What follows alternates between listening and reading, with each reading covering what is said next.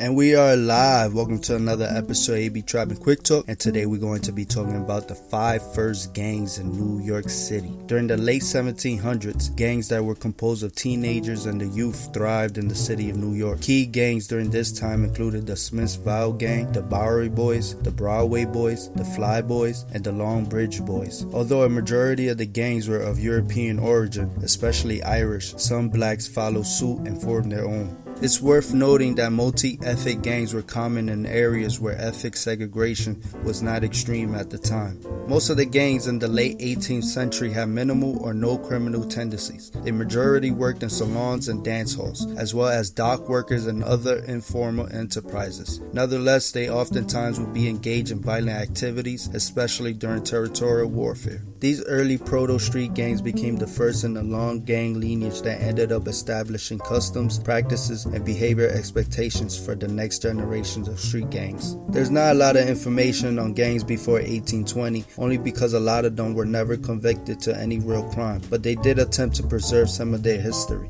Smith's Flyboys was one of the 2 paramilitary groups formed during the New York slave insurrection of 1741 in New York City. Along with the Long Bridge Boys, the participants were accused of arson during the spring of 1741. As a result of the trials, 4 whites were hanged, 17 blacks were hanged, and 13 more were burned at the stake. Bowery Boys. It would be a mistake to identify the Bowery Boys as a specific group at a specific time. There were several gangs who referred themselves as the Bowery Boys at various times under different leaders. Though the Bowery Boys followed all walks of life during the 19th century reign, perhaps the most important thing that they were was New Yorkers. Specifically, they were native New Yorkers born and raised. And as far as they were concerned, people who didn't meet this criteria were not worth associating with. They believed that only those raised in New York had a claim to New York, or even a right to be there at all, and they felt the same way about America as a whole. When immigrants started pouring into New York in the mid-19th century, the Bowery Boys were there to greet them. The 5 first gangs of New York laid out the blueprint for future gangs.